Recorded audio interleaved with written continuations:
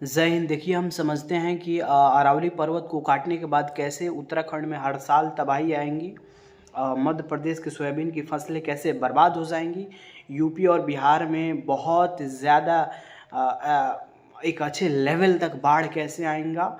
और ये जो दिल्ली में जहाज़ों की लैंडिंग होती है उसमें कैसे डिसरप्ट कैसे हैम्पर रुकावट आएगा। दिल्ली कैसे बालू का एक कटोरा बन जाएगा। इन सभी टॉपिकों पे हम कंसीडर गौर फरमाते हैं। अरावली पर्वत दुनिया की सबसे पुरानी पर्वत है। यह मोड़दार पर्वत है। इसकी जो लंबाई है ये गुजरात से लेकर हरियाणा दिल्ली तक है। यह दुनिया की सबसे पुरानी पर्वत है, करोड़ों साल पुरानी पर्वत है। यह अरावली पर्वत गुजरात हरियाणा दिल्ली तक फैला हुआ है। तो इसमें क्या करता था, जो जो भी खनन माफिया, माइनिंग जो माफिया होते थे, वो क्या करते थे कि अपने अलग अलग सेंटर से बीच में इस कॉर्नर में उस कॉर्नर से जेसीबी लगा करके और अरावली का खनन करते थे, कोड़ते थे और उस पहाड़ को पत्थर में, बड़े बड़े पत्थर में तोड़ते थे तो रोड के लिए सप्लाई कर देते थे। और छोटे छोटे गिट्टी बालू के फॉर्म में तोड़ते थे तो वो हमारे रूरल एरिया, जो भी रूरल रीजन जोन सेक्टर होते हैं वहाँ सप्लाई कर देते थे, है ना। और वो लोग तो बहुत ही आसानी से अरावली पहाड़ को काट के और उसका फॉर्मेशन कर देते थे, छोटे छोटे टुकड़ों में हमारे गांव ग्रामीण क्षेत्रों में आता था। और वो तो हम लोग को बहुत ज़्यादा अफोर्डेबल रेट में मिलता नहीं है, हम लोग को एक्सपेंसिव रेट में उसको परचेज़ करना होता है। ये चीज़ है। अब देखिए, इसी चीज़ को सुप्रीम कोर्ट ने क्या किया, केंद्र सरकार ने इस पे डिसीजन ये लिया कि वो कहा कि ना रहेगी अरावली, ना ये सब मैटर रहेगा। तो इसको ख़त्म करने के लिए एक ये इसका ये मतलब ओपिनियन है, इसका ये स्टेटमेंट है कि 100 मीटर से नीचे की जितनी अरावली की पहाड़ियाँ हैं सभी को, उसको हम अरावली की पहाड़ियाँ मानेंगे ही नहीं मानेंगे। जबकि आपको हम बता दें, और ये हैरान करने वाली बात है कि अरावली की मैक्सिमम 93% ऐसी पहाड़ियाँ हैं जो जिनकी ऊंचाई 100 मीटर से नीचे है। इसका मतलब है कि ये बहुत ही बड़ा एक होलिस्टिक, ये इन लोगों का एक कंसिडरेशन है ना। अरावली को ख़त्म करने का, जड़ से बर्बाद करने का, ऋण डिस्ट्रॉय करने का, है ना। तो ये चीज़ है। अब बताइए कि 100 मीटर से नीचे की पहाड़ियाँ को काटेंगे तो यहाँ अब आएगा कि 100 मीटर ये पेंदी से मापेंगे, अब अरावली पहाड़ की पेंदी से 100 मीटर मापेंगे या कैसे मापेंगे। तो आप ये दुनिया की किसी भी एक्सपर्ट जियोग्राफियन से आप मिल करके आप पता लगाएंगे, डिटेक्ट इन्वेस्टिगेट करेंगे तो ये होता है कि किसी भी नेचुरल स्टफ़ को, किसी भी प्राकृतिक कुदरती चीज़ों को मापने का एक पैमाना, एक स्टैंडर्ड होता है ना, वो क्या होता है, तो वो सी लेवल से मापते हैं। तो सी लेवल से अरावली को मापने का मतलब जियोग्राफियन का आता है।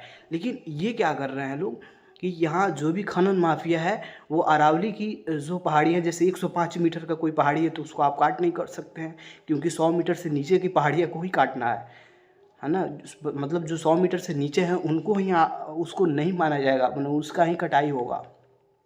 तो वो क्या कर दे रहे हैं कि अरावली की जो पहाड़ियाँ 5 मीटर या 10 मीटर ऊंची हो मतलब जो है वहाँ पे 50 ट्रक ऐसे करके बालू वगैरह गिरा दे रहे हैं कि वहाँ से उसकी हाइट जो है उसकी इंक्रीज़ कर जाए, और वहाँ से फिर उसके बाद उसको काटने का काम कर रहे हैं। तो देखिए, ये जो सुप्रीम कोर्ट ये कैसे फैसला ले लिया, इस बात पे मैं वंडर हूँ, शॉक्ड हूँ, सरप्राइज हूँ कि ये कैसे सुप्रीम कोर्ट ने अनाउंस कर दिया कि अरावली पर्वत को काटना है। अब देखिए, इस पर्वत को ये लोग काट देंगे ना, तो इससे क्या इम्पैक्ट, इन्फ्लुएंस, असर पड़ेगा, ये चीज़ पे अब डिस्कशन करते हैं। देखिए, ये अरावली की जो पहाड़ियाँ हैं, अरावली की जो पर्वत है, उत्तराखंड में जो भी 2013 में आप देखे होंगे भूकंप आया हुआ था, तो वहाँ पे जो मानसून चला हुआ था उस मानसून से बचाने के लिए, प्रोटेक्ट करने के लिए क्या किया था, ये स्पीड ब्रेकर के रूप में काम किया था। और ये जब ख़त्म हो जाएगा तो उत्तराखंड में एकदम हर साल तबाही आ जाएंगी। और क्या होता है कि बालू जो भी है उड़ के जाएगा हमारा, देखिएगा मैप पर उस वाले ऐसे ऐसे ऐसे कॉर्नर में हिमालय पर्वत है ना, तो हिमालय पर्वत पे क्या है, वहाँ पे ग्लेशियर वगैरह हैं। तो जब ये बालू को अरावली पर्वत नहीं रोक पाएंगी, है ना, उसका प्रिवेंट नहीं कर पाएंगी, तो ये जो बालू हैं ये ऐसे उड़ करके और जाके हिमालय पर्वत की ग्लेशियर पे जाएंगे। अब आपको मालूम होना चाहिए कि ये बालू जो होता है, बालू क्या करता है, हीट को एब्जॉर्ब करता है, हीट को सोख लेता है। इसलिए देखिएगा घुमसार वगैरह में भूसा बुझाता है तो उसमें बालू का यूज़ करते हैं। क्यों? क्योंकि बालू में हीट जाएगा तो हीट को वो एब्जॉर्ब कर लेगा, तुरंत गर्म हो जाएगा। तो ये जो बालू उड़ के जाएंगे हमारा हिमालय पर्वत की ग्लेशियर पे, तो यहाँ से सूरज ऊपर से उग ही रहा है, तो ऊपर से ये सूरज का जो हीट होगा उसको बालू एब्जॉर्ब कर लेगा और तुरंत गर्म हो जाएगा और गर्म हो करके ग्लेशियर को पिघला देगा। अब ग्लेशियर जब पिघलना स्टार्ट हो जाएगा, बेगिन हो जाएगा, है ना, तो क्या होगा कि पहाड़ियाँ जो ऐसे बीच बीच से जो पहाड़ियाँ हैं पहाड़ियाँ जो भी नदियाँ वगैरह हैं, तो उसमें जो ग्लेशियर है वो पिघल के ये जो बालू है उसको पिघला करके और तुरंत फ्लोट लिक्विड के फॉर्म में ऐसे कर देगा और पूरा नदी में पानी बहुत ज़्यादा आ जाएंगी। और यहीं फ़ोटो में आप देख लीजिए, ऐसा हम लोग का बिहार हो जाएगा, यूपी बिहार हो जाएगा, वहाँ से पूरा पानी आ जाएगा, हम लोग सब तहस नहस बर्बाद हो जाएंगे, तबाह हो जाएंगे। ठीक है, तो इस पर प्रोटेस्ट करने का बहुत ज़्यादा इसेंशियल है हम लोगों के लिए, है ना। तो इस चीज़ पे आप कंसिडर गौर फरमाइए और अरावली पर्वत को बचाने का एफर्ट लगाइए, अटेम्प्ट कीजिए। और देखिए दिल्ली वाले लोगों के लिए क्या होगा, ये जो अरावली पर्वत है ये गुजरात, हरियाणा, दिल्ली तक फैला हुआ है।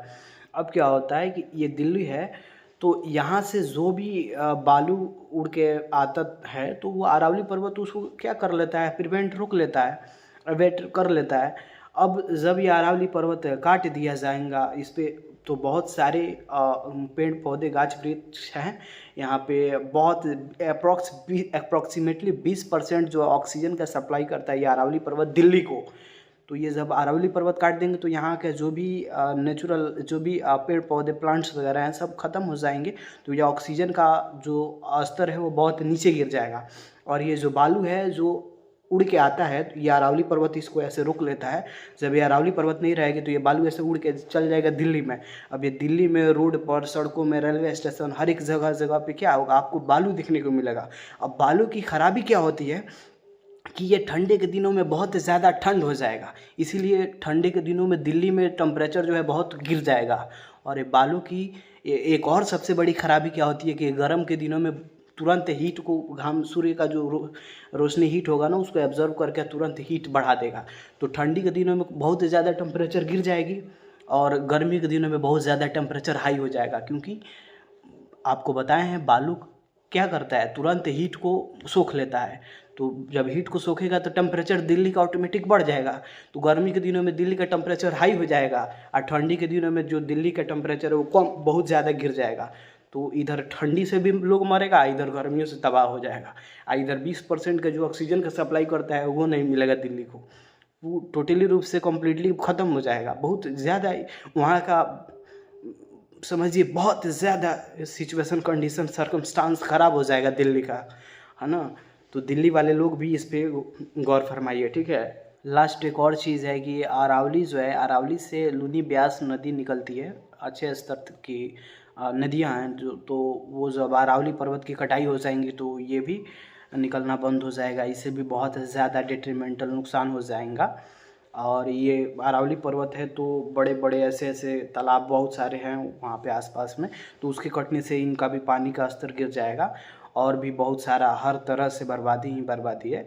तो ये कैसे ये नियम बना लिया सुप्रीम कोर्ट और यहाँ का जो गवर्नमेंट है इस चीज़ पे इस पे अबैट करना चाहिए। बहुत ब्रेजन फेस्ट ये एक्शन लिया गया है, इसको रोक दिया जाए, कैसे ये सब नहीं करना चाहिए। तो इस पे आप अबैट करवाएं और प्रोटेस्ट करें, एहतजाज विरोध करें इसका कि अरावली पर्वत को सेव किया गया जाए, बचाया जाए। ये हमारे लिए एक बहुत बड़ा नेमत, बाउंटी, एक वरदान है। इस चीज़ पे आपका पूरे हमारे इंडियन कम्युनिटी इस चीज़ पे गौर फरमाएं और प्रोटेस्ट करें। ये हमारे लिए भी बहुत ज़्यादा नुकसानदायक है, दिल्ली वाले लोगों के सबके लिए नुकसानदायक है। जय हिंद एवरीवन।